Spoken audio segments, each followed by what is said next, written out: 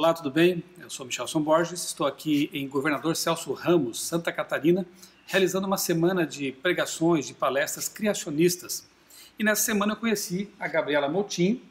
Ela tem 13 anos, está no 8º ano, é uma garota muito inteligente, e o que me surpreendeu foi saber, numa conversa que tivemos ontem, né, que, entre outras leituras, ela escolheu ler livros do famoso físico britânico Stephen Hawking.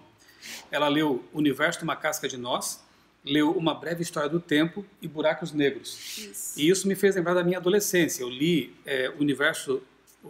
Uma Breve História do Tempo quando foi recém-lançado, isso, Gabriela, em 1988. Nossa. Eu tinha lá meus 15 anos, eu era mais velho que você na época, e eu me lembro que o que me chamou a atenção é que Hawking, na introdução do livro, ele fala assim: esse livro foi escrito para leigos, lembra? E eu me senti meio burro, porque eu entendi muito pouco. Mas a Gabriela, ela demonstrou para mim ontem que entendeu assim bastante do que leu.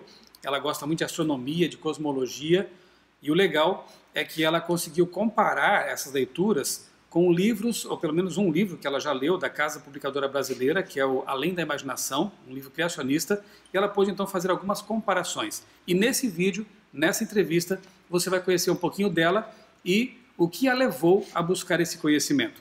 Não perca!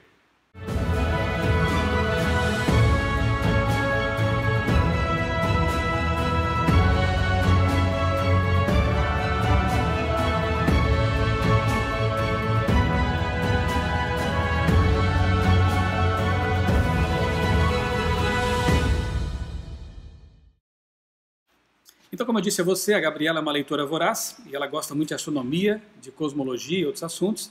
Também é interessada em criacionismo. E, Gabriela, fala um pouquinho para a gente o que te fez buscar ler da Casa Publicadora Brasileira o livro Além da Imaginação e como, conta um pouquinho sobre, sem dar muito spoiler, conta um pouquinho para os nossos telespectadores o que te marcou na leitura do livro Além da Imaginação e por que você recomendaria esse livro para quem está nos assistindo? Bom, o livro Além da Imaginação eu comecei a ler por causa da minha professora. Uma vez eu vi ela na sala lendo esse livro e eu achei muito interessante, né? E na época eu só olhava para o céu mesmo, nunca me interessei tanto, mas senti vontade. Aí pedi para minha mãe comprar, minha mãe comprou, eu comecei a ler. Eu achei muito interessante porque não fala só sobre astronomia, mas também fala muitas coisas sobre a vida. E eu acho que para você que quer começar, se você pensa nessa opção de astronomia, eu acho que você pode começar por ele. Eu acho ele muito interessante. Então, para quem gosta de espaço, universo, seria um bom começo, né? Isso, um bom começo. Você estuda em escola adventista, né? Onde? Em que cidade? Eu estudo no Colégio Adventista de Jundiaí. Jundiaí, São Paulo. Ok. Então foi a professora lendo o livro que motivou você a buscar a mesma literatura. Na verdade, foi minha professora da minha antiga escola, da Escola da Lapa. Ela estava lendo e eu achei interessante. E do livro, assim, o que você lembra assim de conteúdo interessante, curioso e que você talvez não conhecesse antes, mesmo sendo de um lar adventista, né, e criacionista, e que te marcou e que fundamentou e fortaleceu ainda mais as suas convicções criacionistas? Então, eu achei muito interessante porque eu não conhecia ainda muito bem o evolucionismo. E lá eles falavam do evolucionismo, mas de uma forma comparando com o criacionismo, mostrando as verdades e tudo. Eu achei isso muito interessante.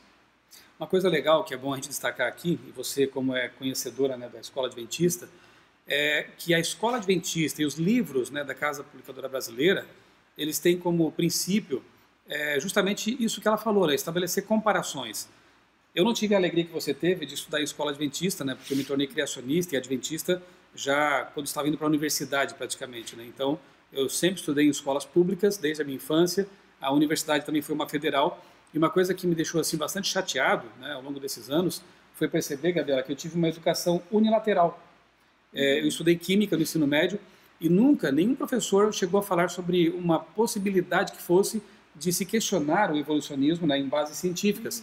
E eu nunca tinha ouvido falar em criacionismo. Só fui conhecer realmente esse modelo e o fato de que ele desafia a evolução, né, em bases científicas. Isso eu fui saber só no ensino médio, quando conheci um criacionista lá, né? Então, que bom que você teve essa oportunidade, esse privilégio, né? E Ellen White mesma diz que a verdadeira educação, ela consiste em ensinar as pessoas a pensar E não apenas absorver conhecimento e reproduzir esse conhecimento sem pensar muito, né? Então, ensinar a pensar, na verdade, é fazer isso que ela disse, é comparar, né? É você analisar essa corrente de pensamento, aquela corrente de pensamento, extrair suas próprias conclusões e tomar sua decisão baseado nessa comparação, nessa análise das evidências, e como dizia, acho que Sócrates ou Aristóteles, não me lembro agora, seguir as evidências levem aonde levar. Né? E se te levarem a Deus, muito bem. Se não, faça a sua escolha. Né? Então, Gabriela, você, seguindo esse caminho, né, da verdadeira educação, que consiste em aprender a pensar, você também quis, então, conhecer um pouquinho do outro lado. O que autores não criacionistas falam sobre o universo, sobre a vida, né? E nessa busca você conheceu o famoso cientista Stephen Hawking, né? Como que você se deparou a primeira vez com esse cientista e qual foi o primeiro livro que você leu dele? Eu comecei a ler O Universo numa Casca de Nós. E foi assim, eu entrei numa livraria e lá eu fui direto na parte de astronomia, essas coisas eu achei interessante. Porque eu tinha lido aquele outro livro, eu tinha me interessado e eu queria me aprofundar. Então eu achei aquele livro. Só que pra mim, Stephen Hawking era um ateu que julgava tudo e eu não tinha... Crítico da religião, de Deus. Eu não tinha muito uma noção assim certa. Isso você tinha 12 anos? Quando... Eu tinha 12 anos. Quando foi atrás desses livros? Okay. E aí eu achei interessante, eu achei estranho, mas falei, vamos tentar, né? Aí eu liguei pra minha mãe e falei, mãe, ó, encontrei um livro bom aqui, nem falei que era do Stephen Hawking, porque com medo dela não querer. Aí falei, mãe, eu quero muito esse livro. Ela, tá, fala pro seu pai aí comprar pra você. Aí meu pai foi lá, comprou, e aí eu comecei a ler. No começo eu sentia muito medo de acabar trocando o criacionismo, mas na verdade o que aconteceu foi o contrário. Interessante. Como assim? Você leu um livro de Hawking, que é um cientista declaradamente ateu, mas não tão assim agressivo como, por exemplo, Richard Dawkins, que vive para combater a religião, né? E você, lendo um livro de Hawking, ainda assim se fortaleceu no criacionismo? Por quê? Sim, porque ele contrasta muito o evolucionismo. Ele se contradiz muito no livro. E quando você lê um livro evolucionista com um olhar criacionista, você consegue tirar de todo evolucionismo uma prova criacionista. Eu achei isso muito interessante. E ele mesmo faz essas coisas. Universo numa Casca de Nós. Que título curioso, né? Eu tenho esse livro em casa também. Ele é muito bonito, assim, né? Ilustrado, traz assim gráficos, né? E o Hawking, ele tenta evitar as equações, aquela coisa mais complicada, até para que leitores leigos possam entendê-lo, né?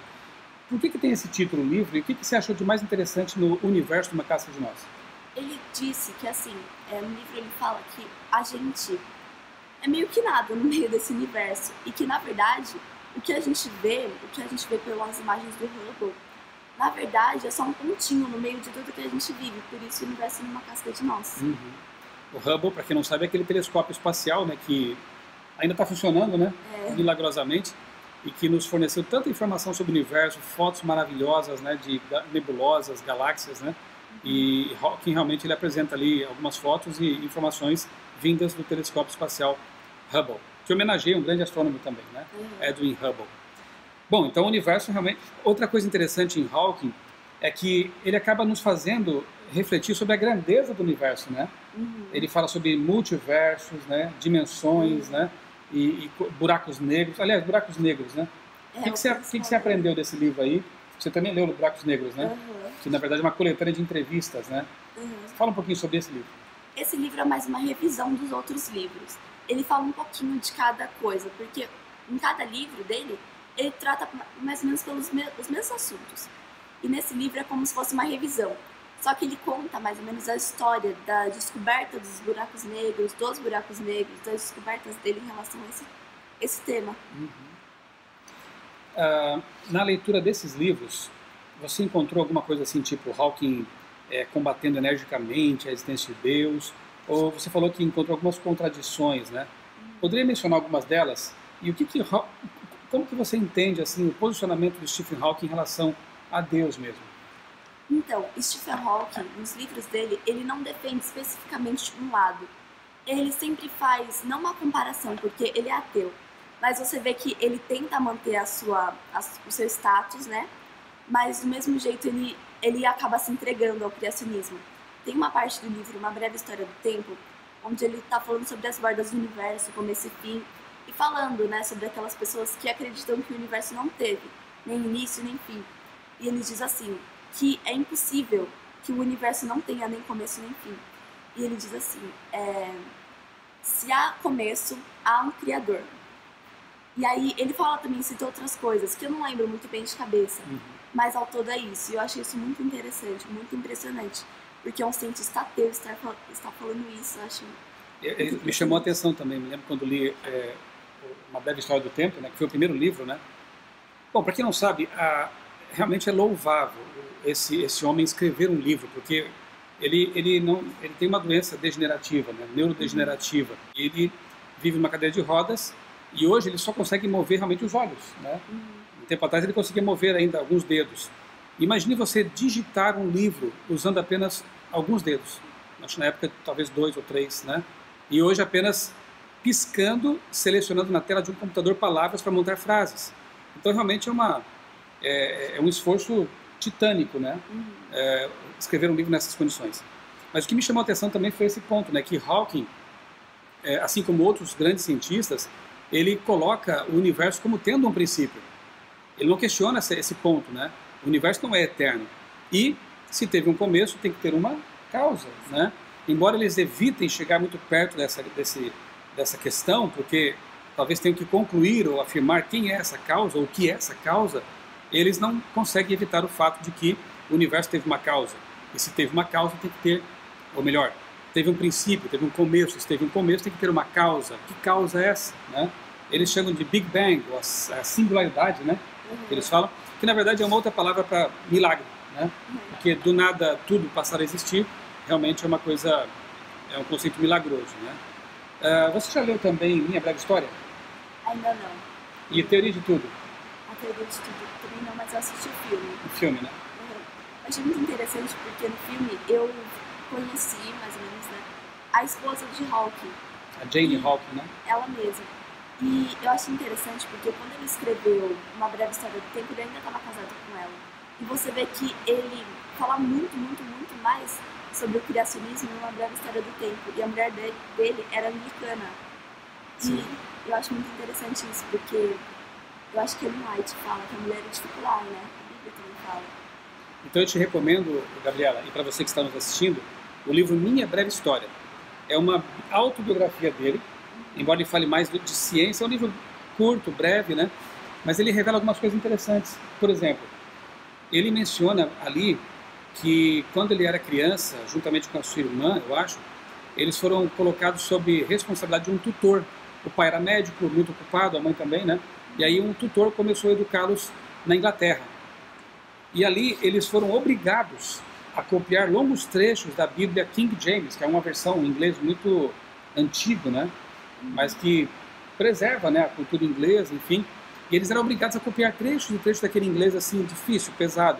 E isso causou uma certa aversão nele em relação à Bíblia. Olha que interessante. Muita coisa está na infância, a explicação, né? Outra coisa interessante que ele fala, que em uma certa ocasião ele hospedou um jovem religioso, evangélico, na casa dele. E ele fala assim, esse jovem tentou me converter, mas, tipo, eu resisti, né? Então ele teve já algumas oportunidades, creio que vai ter muitas ainda, porque a gente sempre diz, né, enquanto há vida, há esperança, né? E eu confesso a você que eu tenho orado por Stephen Hawking, né? Porque eu vejo assim uma pessoa que está em busca da verdade ainda, uma pessoa até sincera, tem dito algumas coisas meio estranhas na mídia de vez em quando, né? Algumas até insanidades assim, né? Ele acredita piamente que um dia faremos contato com extraterrestres, o que para mim revela realmente um anseio semelhante ao de Carl Sagan, aquele grande astrônomo, né? Que faleceu na década de 90, que também acreditava que nós um dia faremos contato com extraterrestres, o que me mostra que eles têm também um vazio, uma carência pelo transcendente, né? Como eles tiram Deus de cena, a fé deles está, assim, que sabe, fixada em uma raça superior que venha nos ajudar, né, de alguma forma.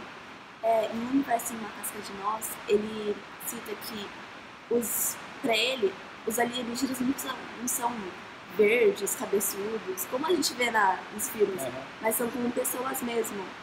E eu acho que, assim, se ele conhecesse Ellen White, ele ia se impressionar muito. Eu acho que sim, né? Se ele lesse o que Ellen White escreveu sobre outros mundos não caídos, né?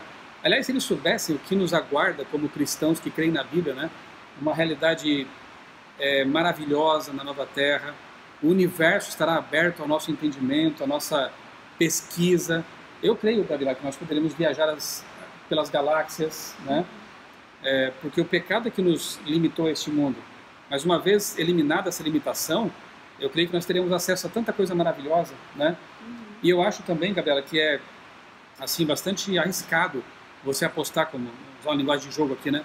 Apostar todas as fichas no ateísmo, na descrença de que há uma coisa além, e de repente e você perde tudo, né?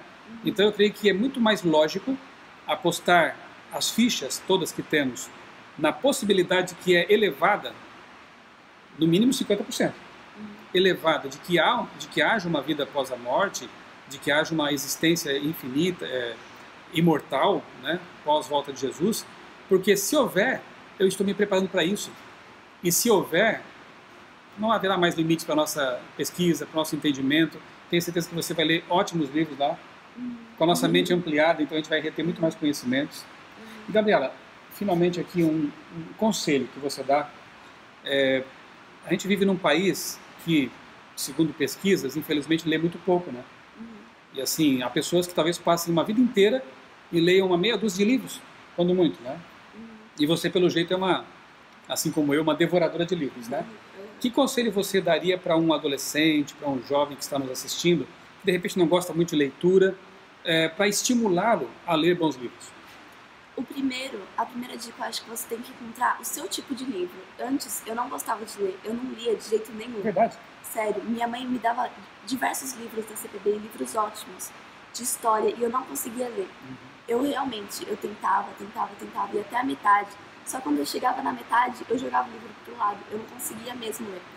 Aí foi quando eu comecei a ler sobre astronomia, e foi quando eu comecei a gostar, e quando eu comecei a ler de verdade. Então, eu acho que você primeiro tem que encontrar o seu tipo de livro. Depois que você encontrar o seu real tipo de livro, você consegue ler. Aí você vai. E daí você pode até, de repente, passar a ler de novo aqueles que você havia rejeitado com outros olhos, né? A dica é boa, né? Assim como você tem preferências para filmes, para música, por que não escolher também um nicho, né? Uma linha de literatura que te agrada mais e começar a buscar esses livros também, né? E fazer também o que você fez, esse balanço, né? Não ler apenas livros de uma orientação ideológica, né? Mas ler também de outra e buscar também aí formar a sua visão de mundo, o seu ponto de vista, né? E claro, eu diria, né? Eu não posso dizer outra coisa como pastor também, como jornalista, né?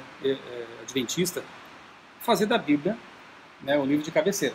Ali a Bíblia fala sobre história. Se você não gosta muito de história, tem poemas. Não gosta muito de poema, tem provérbios. Não gosta muito de provérbios, tem que mais? Tem parábolas, tem até astronomia, né? Alguma coisa lá, né? O livro de Jó é um prato cheio para quem gosta de ciência.